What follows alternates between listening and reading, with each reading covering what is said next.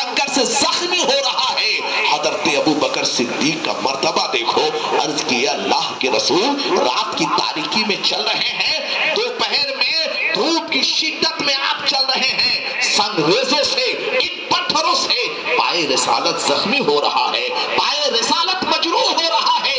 اے اللہ کے رسول صلی اللہ علیہ وسلم آپ میرے دوش پر بیٹھ جائیں، آپ میرے کاندھے پر بیٹھ جائیں۔ یہ دنیا کے دانشوروں، یہ دنیا کے عقل مندوں، مقام ابو بکر صدیق دیکھو۔ حضرت سیدنا ابو بکر صدیق رضی اللہ تعالیٰ عنہ نے کہا تو آفتاب رسالت نے یہ نہیں کہا تھا اے ابو بکر تم بار رسالت نہیں اٹھا سکتے ہو۔ اگر نبی نے کہا ہے تو صرف اور صرف حضرت سیدنا علی کے لیے کہا تھا اے علی تم خیبر تو توڑ سکتے ہو لیکن باب رسالت نہیں اٹھا سکتے ہو، بار رسالت تم نہیں اٹھا سکتے ہو۔ لیکن واہ رے ابو بکر صدیق، حضرت ابو بکر صدیق بیٹھ گئے، دوش مصطفیٰ، پائے مصطفیٰ حضرت سیدنا ابو بکر صدیق رضی اللہ تعالیٰ عنہ کے وجود سے مس کر رہا ہے۔ اللہ کے رسول صلی اللہ علیہ وسلم حضرت ابو بکر صدیق کے دوش مبارک پر ہیں۔ واہ رے ابو بکر صدیق کبھی اس پاؤں کو چومتے ہیں، کبھی اس پاؤں کو چومتے ہیں۔ اللہ کے رسول نے کہا اے ابو بکر کیا کر رہے ہو؟ عرض کی اللہ کے حبیب میں اپنی معراج کر رہا ہوں۔ اے اللہ کے رسول آپ کی معراج یہ ہے کہ آپ خدا تک پہنچے اور میری معراج یہ ہے کہ میں آپ کے قدم تک پہنچوں۔ اے اللہ کے رسول میں اپنی معراج کر رہا ہوں، مجھے بتاؤ آج جو صحابہ اکرام پر تنقید کر رہے ہو، صحابہ اکرام کا تبصرہ کر رہے ہو، اے لوگوں 1,24,000 صحابہ میں سب سے افضل حضرت ابو بکر صدیق ہے۔ اب کون ہے جو ابو بکر صدیق کے آگے چل سکتا ہے؟ یہی وجہ ہے حضرت ابو بکر صدیق آگے ہے، عمر پیچھے ہے، ابو بکر آگے ہے، عمر پیچھے ہے، ابو بکر آگے ہے، حضرت علی پیچھے ہے، صدیق اکبر آگے ہے، امام حسن پیچھے ہے، ابو بکر آگے ہے، اجلہ صحابہ پیچھے ہیں۔ کیا مجال ہے کسی کی وہ حضرت ابو بکر صدیق کے آگے چلتا؟ واہ رے حضرت ابو بکر صدیق رضی اللہ تعالیٰ عنہ، آپ کا تو وہ مقام ہے حضرات۔ آفتاب رسالت نے سارے صحابہ کو مسجد نبوی میں اکٹھا کیا، سارے صحابہ تشریف فرما ہے۔ اللہ کے رسول نے فرمایا عمر کھڑے ہو جاؤ۔ حضرت عمر فاتح قیصر و کسریٰ کھڑے ہوتے ہیں۔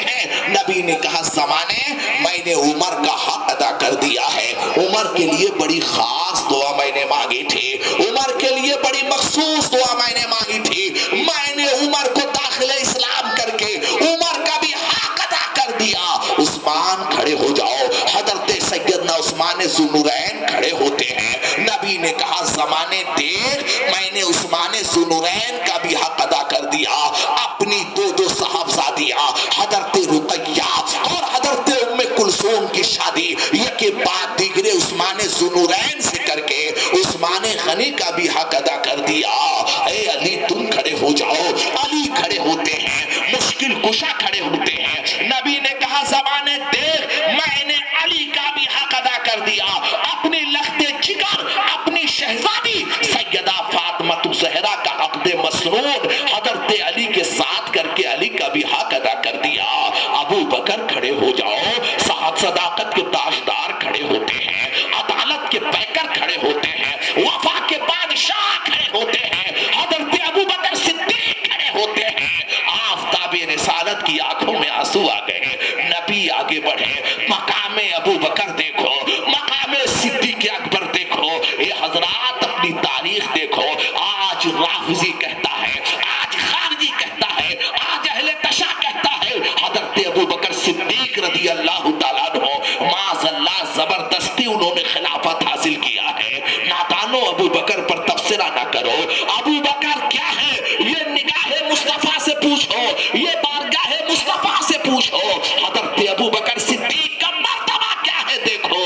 اللہ کے رسول آگے بڑھے، ابو بکر کو اپنے سینے سے لگایا، کہا ابو بکر میں نے سب کا حق ادا کر دیا ہے، یہ زمانے کان کھول کر سن لے، میں نے سب کا حق ادا کر دیا ہے لیکن ابو بکر کا حق ادا نہیں کیا ہے۔ میدان محشر میں پاک پروردگار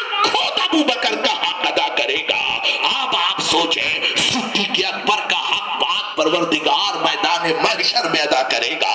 ये सिद्दीक़ अकबर, क्या तुम्हारा मकाम है, क्या तुम्हारी जात है, क्या तुम्हारा मर्तबा है, क्या तुम्हारी बुलंदी है। वाह रे अबू बकर सिद्दीक, अल्लाह के हबीब ने कहा आज इस्लाम को माल की जरूरत है, आज इस्लाम को पैसे की जरूरत है।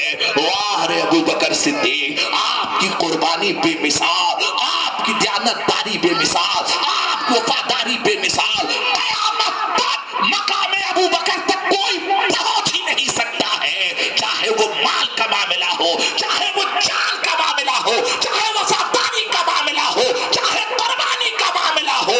इकबाल ने ऐसे नहीं कह दिया है, परवाने को चिराग तो बुलबुल को फूल, बस सिद्दीक के लिए खुदा का रसूल बस। वाह रे हज़रत अबू बकर सिद्दीक, नबी ने कहा माल की जरूरत है, आज माल को बचा के रखो। हमने कहा ना, कुरान कहता है इन्नल मुबस्सिरीना कानू इख्वाना शयातीन, फजूल खर्च करने वाला शैतानों का भाई है, फजूल खर्च ना करो। अगर तुम्हारा काम 10 रुपए में हो जाता है तो खबरदार खबरदार 11 रुपया ना खर्च करो। वही 1 रुपया कौम की फलाह, मिल्लत की फलाह, जलसे के काम आएगा, तुम्हारे बच्चों की तरबियत में काम आएगा। अगर हमने वक्त पड़ा मिल्लत पर, अगर वक्त काम पर पड़ा, हमने ये माल नहीं खर्च किया, तो खुदा की कसम यही वो माल है जो हमारी तबाही के लिए काफी होगा, यही वो माल है जो हमारी बर्बादी के लिए काफी होगा। और अगर हमने माल को बचा के रखा है, संभाल के रखा है, पैसे की कदर की है, मुसीबत कौम पर आए, परेशानी कौम पर आए, दिक्कत कौम पर आए, अल्लाह और उसके रसूल के लिए आप पैसे को पानी की तरह बहा दो। नबी फरमाते हैं इस पैसे से जन्नत भी खरीदी जा सकती है, जहन्नम भी खरीदा जा सकता है। नबी ने इरशाद फरमाया है, अबू बकर का मकाम देखो, नबी ने कहा माल की जरूरत है, पैसे की जरूरत है। वाह रे हज़रत अबू बकर सिद्दीक, ये ऐलान सुनते ही उमर भी आए, उस्मान भी आए, अली भी आए, बिलाल भी आए, साद भी आए, जुबैर भी आए, हज़रत मसाब भी आए, हज़रत सादुल अस्वद भी आए, सहाबा आए, सब माल लेकर आए, कदमे मुस्तफा पर डाल दिया। नबी ने कहा उमर घर के लिए भी कुछ छोड़ा है। अर्ज की या रसूल अल्लाह, आधा माल आपके लिए आया है, आधा माल अहले खाना के लिए छोड़ा है। यही जवाब सब के लिए दिया। इतने में इसी हालत में हज़रत अबू बकर सिद्दीक आ गए। वाह रे सिद्को सदाकत के ताजदार, वाह रे वफा के पैकर हज़रत अबू बकर सिद्दीक। आने का अंदाज जरा देखो, आपने ढाक के पत्ते से अपने बदन को बोर रखा था और ढाक के पत्ते को बबुल के कांटों से सिल रखा था। वही लिबास पहनकर बारगाहे रिसालत में सारा माल लेकर आ गए। कदमे मुस्तफा